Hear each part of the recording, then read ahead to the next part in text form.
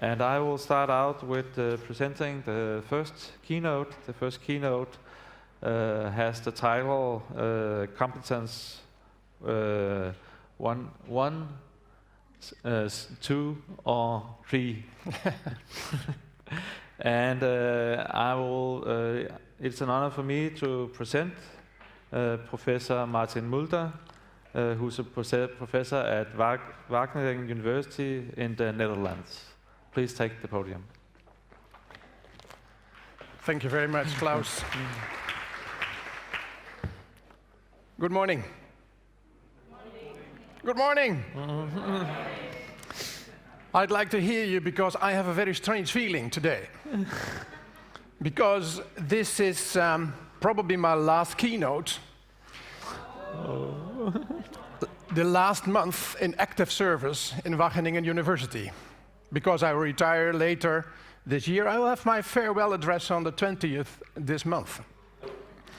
So it's a bit strange, but I will stay a bit active in the field, as you can imagine. So thank you for the invitation. Much appreciated. Ladies and gentlemen, colleagues and friends, it's a great pleasure and honor to give this keynote address at this important conference. I've spoken very often about competence-based education in many places of the world. I've written a lot about it, co-authored all kinds of things. But for today, I have quite a bit of new material, which I will present gladly. What I will do today is to point at the diversity of competence theories. There's not just one competence theory. Then I'm going into the popularity of this concept and the criticism.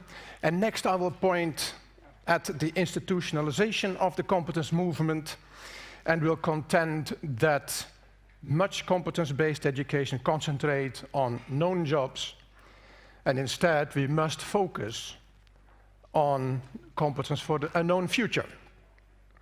And research is needed into learning arrangements which are suitable for those future-oriented competencies.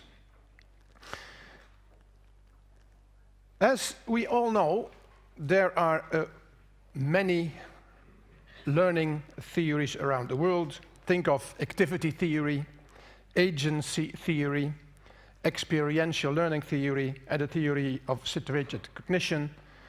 Competence theory is just one of these theories.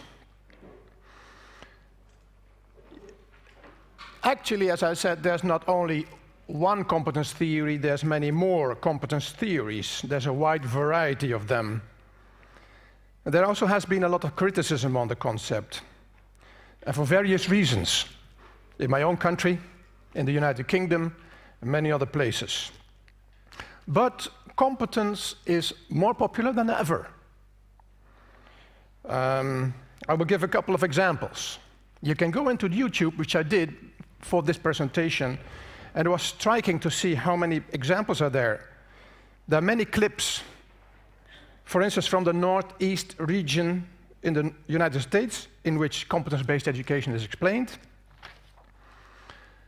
or from Concordia University, the same, or from the Southern New Hampshire University. And as a surprise, even Barack Obama mentioned the merits of competence-based education in a speech, education in which performance counts and not the length of studies. And I would never have thought that a president of the United States would praise this kind or any kind of education philosophy. But there are more examples. See, for instance, China, which is improving technical vocational education based on principles of competence-based education.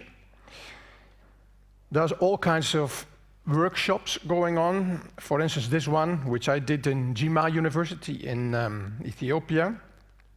Take the one in Nigeria, an example of competence-based technical vocational education as well. Or Rwanda, about competence-based education and curriculum development.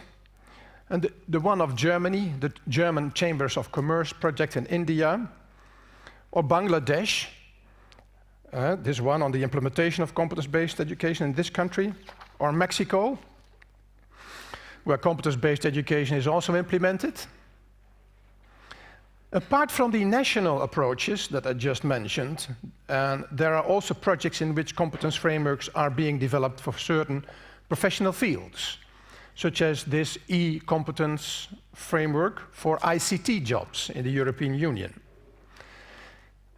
But next to that, there are also attempts to create general frameworks for all professional fields. And take this model of Bartram, the so-called Grade 8 Competency Framework, which is already published in 2005, by the way. It is a competence model in which he tries to predict any kind of job success, mainly in management. Included are competencies like leading and deciding, supporting and cooperating, interacting and presenting, etc., which you see here. So you see those are mainly, he studied that mainly in the management profession, but also in the medical profession, we see a very important example. In a recent book, The Quest of Competence, various issues on competence-based education, medical education are being discussed. And next to that, many medical education programs are using the CanMeds, the Canadian medical framework, competency framework. It includes roles of medical experts, which are depicted in this model. And for each role, key competencies and enabling competencies are defined. And obviously, there are much more content-oriented competencies in that model than in the one of Bartram. We, in our group, Education and Competence Studies in Wageningen University, also did a considerable amount of research to develop competence frameworks for various professions. You see a list here: purchasing, entrepreneurship, open and innovation, etc., etc. We've been doing this kind of research for about 15 years or so. The positive feeling about competence-based education practices is also being fed by a growing amount of research evidence. Although it is still scarce, it's growing. A Chinese study showed that the application of this competence model, competence-based education, in laparoscopic surgery training resulted in better performance than the traditional type of learning and training. Nevertheless, there is a lot of negative association to the concept as well. I see this often in movies. Yeah, because that's my profession. My chair is on competence studies. I have a big antenna for that. And I'll give you some examples. In the movie of The Tragic Life of Janis Joplin, the famous singer in the 1960s, we know her from the song Me and Bobby McGee and others. Who knows the song Me and Bobby McGee? Yeah, here we see the people who were raised in the 60s. So a critic said at that time, this singer was probably as good as Aretha Franklin, but the band sucked, was just moderate. We see also Philadelphia, the movie, in which excellent co-worker Andrew Beckett, played by Tom Hanks, in a firm, is being fired because he had AIDS, but in which Director Wheeler of the company and his lawyers accused him from being incompetent as the main reason for his firing. And take the movie Skyfall, in which the new Q was introduced, a young nerd who replaced the old one with his white coat. You remember him? Bond has his doubts about the competence of this young guy, who states that he can do more damage behind his laptop than Bond in the field. And of course, the young Q appears to be a brilliant guy. So, what is in the concept of competence and the future of it, a future competence, that makes it such a resilient concept? Well, it is used already for a long time, and we know it from popular language. Here you see a couple of examples: accredited laboratories, competent authorities, licensed teachers, qualified persons, etc., etc. It's all related to the notion of competence. So there's old roots to it as well. It goes back to a long time in the past. It's probably as old as humankind, I think. I found translations in all these languages, and it goes back in my own language, Dutch, to the 16th century. So is it old wine in new bottles? That's a question that has been often asked to me, and I said yes, in a certain way. We've always been talking about and thinking about competence. In the stone law, which you see here, the stele of Hammurabi, the king of Babylon, it was already said that he was the competent king of that kingdom. That was in the 17th century, before the Christian era. So, but what is new then? The new thing is that it is being institutionalized. It is already institutionalized, for instance, in the European Qualifications Framework, in other qualification frameworks, in competence standards, the European social partners, the Council, the Parliament, the Commission. They've all used this as a cornerstone in policy documents, also in the latest Riga conclusions. Competence is a concept which is used in educational reports since the 19th century. In a report of the committee in Massachusetts, for instance, the phrase competence teachers was used, and that meeting was in 1853. In the British report in 1910, the concept of competence was used to refer to the competence of farmers, teachers, assessors, the competence in practical farm operations, science and management. John Dewey, the famous American education philosopher, also used the notion of competence in his work. It was in the beginning of the 20th century. He used it to express his thoughts about the aims of education. In current terminology, he was stating that education should contribute to the development of labor market qualifications, career development, citizen competence, and self-responsibility. And of course, he used terminology which was popular in that time, means of subsistence, industrial competency, good citizenship, carrying out plans of oneself and of others, but also of oneself, etc. It is from a later date that the concept of competence entered the literature as an academic construct. So, how is that related to the definition of competence for the unknown future? Well, it's a lot to do with that. I thought a long time, the last couple of years, that White was the first one to use the concept of competence in academic literature. He introduced it indeed in psychology as a driver of behavior and as a competitor of the Freudian theory of the explanation of behavior. But for the preparation of today, I searched further and I found many other sources that relate to the history of teacher education. I found references older than the White one in the field of teacher education. Already in 1950, an annotated bibliography appeared on teacher competence.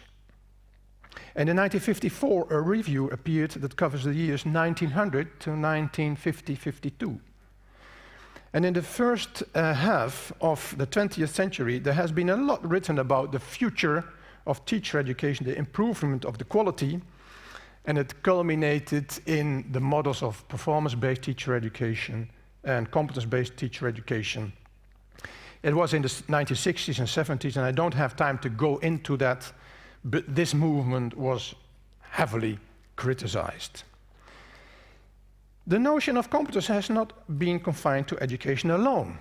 In 1965, Chomsky published his famous work on the linguistic competence. I don't have time to go into that, but it's also an important source. A bit later, Peter publishes Peter Principle, that everybody is being promoted until a level of incompetence. At first, that theory was not taken very seriously, but it became a bestseller in the literature, translated into 38 languages. McClelland made the move to competence testing. Gilbert broadened the field to competence and engineering-worthy performance. Boyatsis went into management, and his work resulted in much future-oriented management, development and training. And there have been attempts to categorize competence, and Habermas contributed it already in 1984 with his triptych of cognitive competence, linguistic competence, and interactive competence. And there are many more of these models, actually, and I can't go into them now, but there's a lot. There's a lot on this topic. And there have been many attempts to define competencies for the future since the 1950s. And so where can we find an overview of all this to make sense out of it and to be able to define competence we need in the future? So we can refer to many reviews and critiques during the second half of the last century, but there's many more, such as the ones of Houston in 1974 and Grant in 1979. There's from the United States, there's also from other regions from the world, from Lum, Westera, Highland, myself added to this literature.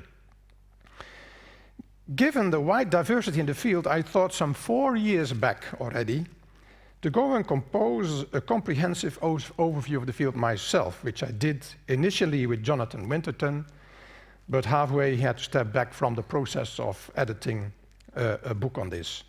This overview is just published. Last week I got my copy.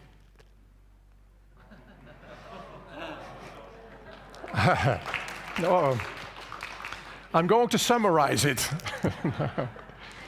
No, that's impossible. It's 1,100 pages, so takes about 4 weeks, I calculated, and if you take 8 hours a week and a normal reading tempo, 4 weeks to read it. Nobody will do that, I'm sure. 50 chapters, 85 authors from around the world. It has what says here, theories, policy developments, CBE, features, competence domains, also future-oriented domains, and synthesis. You have a flyer in your conference back on the book. The book explains a couple of things regarding competence. In the first place, the competence has two meanings, this concept, the capability to perform and the right to perform. That's a difference between the mastery and ability on the one hand and the legal authority and power on the other hand. We also distinguished 3 competence theories. Functional behaviorism, which refers to training during the middle of the 20th century, was very popular. Integrated occupationalism, which refers to the education context in the years after that. And situated professionalism, which became more popular during the last decades of the 20th century. All approaches have their pitfalls, and all have their strengths. And I think that they are all useful in their own way. We also differentiated 3 types of competencies related to those theories. Competency for specific activities, 1.0, for given jobs, 2.0, and for us, very important, for the unknown future, competence 3.0. Let me go into the last category then, competence theory, competence for the future, elaborate on that. To explain what I mean by competence for the unknown future, let me show a couple of pictures. First of all, you see a kind of lecture hall here. A conference hall, what is it? People who are sitting here think about this. Tulip fields and flowers and etc. Actually, what you saw is the trading room of a flower auction in Aalsmeer in the Netherlands. They trade 1/3 of the global volume of flowers and plants. And my point is that these traders need professional competence, which consists of necessary knowledge, skills, and attitudes. And they do not only relate to specific present tasks, which they know how to perform well, and the duties they have to fulfill, they are also change and transformation, which takes place in the whole industry. This is how it works now, but how will it work in 10, 20 years? And what has that kind of change for implication of these people? So my understanding is that competence should not only consist of capabilities for the present, effective performance, but also for future directed capabilities to realize change and innovation and transcend current practices and transform. So which competencies are important in that respect? Well, we see that also a lot in the literature. We see here key competencies, 21st century skills, essential learning outcomes, survival skills, critical competencies, global competence, and my own competence 3.0. And now I know that I've got a couple of minutes left only, so I'll go even faster. And I cannot go into depth, but this presentation can get it anyway. There's already a model developed in 2003 of key competencies. These are them. The European Union, 2006, also developed a list of key competencies. And recently, 2003, not so very recently, the 21st century skills debate started with this model, the NGOGE, 21st century skills. And the American Association for University and Colleges in 2008 presented the essential learning outcomes. And here you have another list. And Wagner, in his book 7 Survival Skills for Today's Students, also presents a system, a model for key competencies. And the project P21, 21st Century Skills, more recently, 2015, presented also a scheme of core competencies. And Vora, he made a small article actually, but it is on the internet and it is a bit funny, has that cartoons on it, but what is said there is very, very important. This is management skills or competencies in the VUCA world, the vulnerable, uncertain, complex, and ambiguous world. So as what he is saying, many things are very, very accurate, in my opinion, very worthwhile and good to look at. And then the last one, what I've seen is, from this year even, OECD has published the Global Competency Document for an Inclusive World, differentiating knowledge, skills, and attitudes, as it should be, in my opinion, and then the different fields about behind that. Well, and then these Competence 3.0 competencies list that I developed in the framework of that book, etc. I listed them alphabetically, not prioritized or whatever, but these are them. The first 8, and then the second 8. Well, can anybody in this point of time make chocolate out of this? You know, that is very much about future competence. So as a specific preparation for today, for this conference, I took the effort to compare and combine all these models, and I came up with this small model. In the middle, you will see the integrative learning competence as the most important thing. And horizontal, you see the dimension personal, professional, and social professional competence. And vertically, at the bottom, you see disciplinary and interdisciplinary competence. And on the top, you see self-management, the personal side, and career competence. Well, I did not leave it with that. This is quite simple still.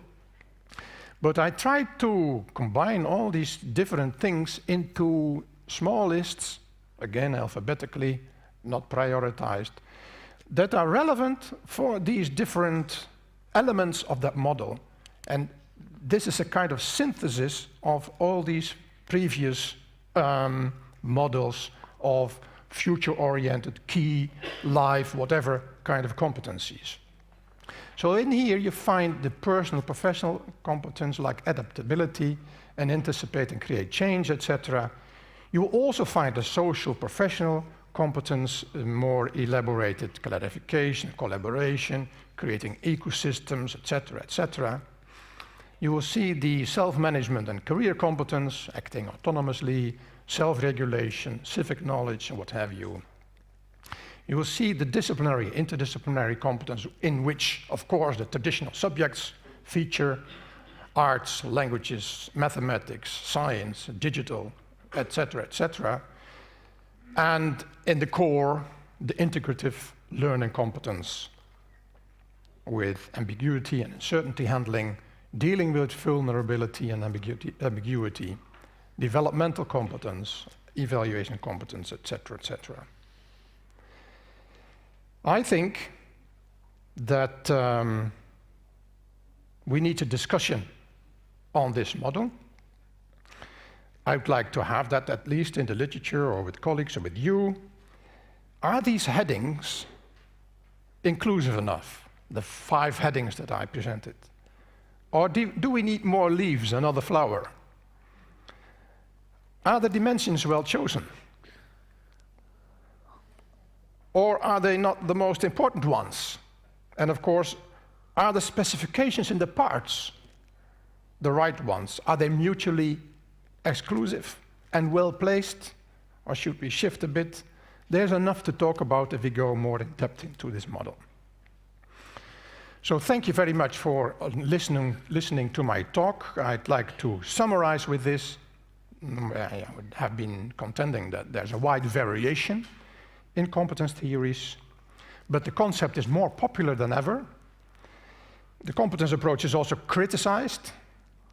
It has a long history, but is now institutionalized. Competence-based education concentrates on known jobs, but we must concentrate on competence for future jobs or for the unknown future, jobs that do not exist, a society that does not exist yet.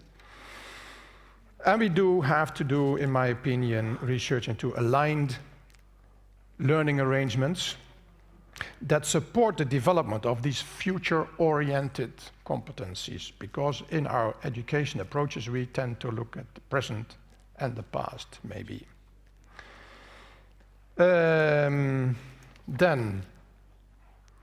Klaus, allow me to make one advertisement for a conference that we are organizing in the end of October, 19 to 21, Competence Theory, Research and Practice. Of course, you will be all very welcome, although I think you have your busy schedules already.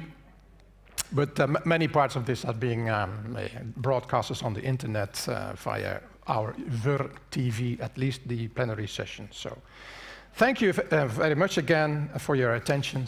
Thank you very much.